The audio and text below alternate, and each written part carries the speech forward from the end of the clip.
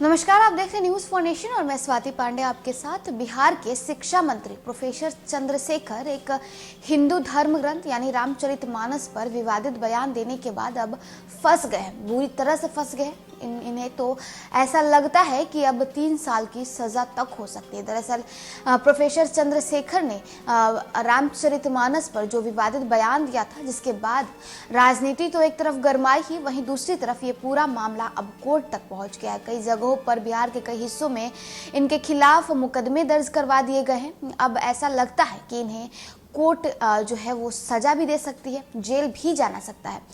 किस धाराओं में इनके ऊपर मुकदमे दायर किए गए हैं और आखिर पूरा मामला क्या है, आखिर किस जगहों पर इनके खिलाफ जो है वो एफआईआर दर्ज करवाए गए हैं और क्यों प्रोफेसर चंद्रशेखर जो है वो जेल भी जा सकते हैं, कितने साल की इनकी सजा हो सकती है, चलिए आपको विस्तार से बताते हैं। नालंदा ओपन यूनिवर्सिटी के दीक्षांत समारोह था, सैकड़ों छात्र छात्राओं की मौजूदगी थी।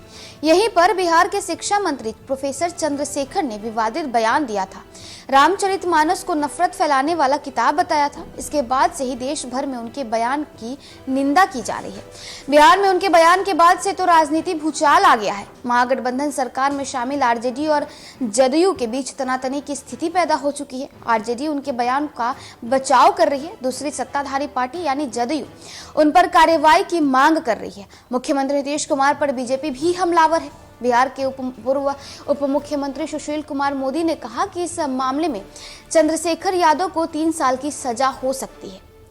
बिहार के पूर्व उप मुख्यमंत्री और राज्यसभा सदस्य सुशील कुमार मोदी ने कहा कि श्री रामचरितमानस की निंदा करने वाले शिक्षा मंत्री चंद्रशेखर के बयान का बचाव कर आरजेडी ने हिंदू समाज को आहत किया है।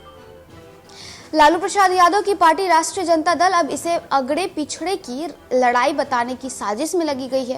रामचरितमानस में सभी हिंदुओं की आस्था और आज मंडल कमंडल दोनों बीजेपी के साथ है। अब लालू प्रसाद बिहार को 1990 के दौर में ही नहीं लौटा सकते, वो जमाना लद चुका है। सुशील कुमार मोदी ने कहा कि चंद्रशेखर के खिलाफ 30 से अधिक जिलों की सीजीएम अदालत में धारा 153A, 153B, 205A, 505 के तहत मुकदमे दर्ज हो चुके हैं।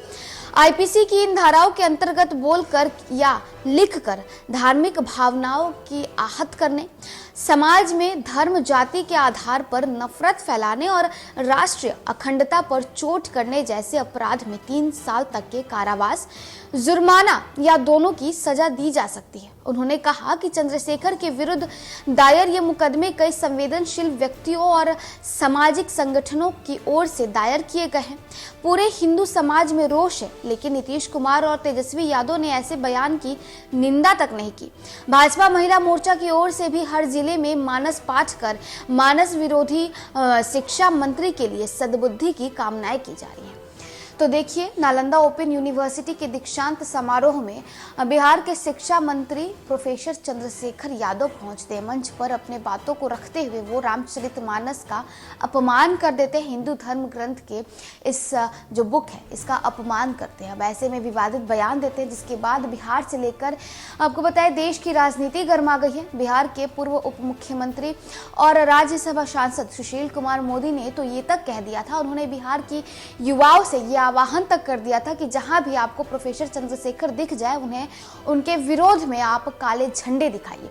तो देखिए, अब बिहार के अलग अलग हिस्सों में इनके खिलाफ तो जो है मुकदमे दायर कर दिए गए हैं, जिसके बाद सुशील कुमार मोदी ने ये कहा है कि अब जो है शिक्षा मंत्री यानी प्रोफेसर चंद्रशेखर को 3 साल की सजा तक हो सकती है। तो चलिए, इस खबर में बस इतना ही और भी वीडियोस और अपडेट्स के लिए आप देखते रहें न्यूज़ फॉर नेशन।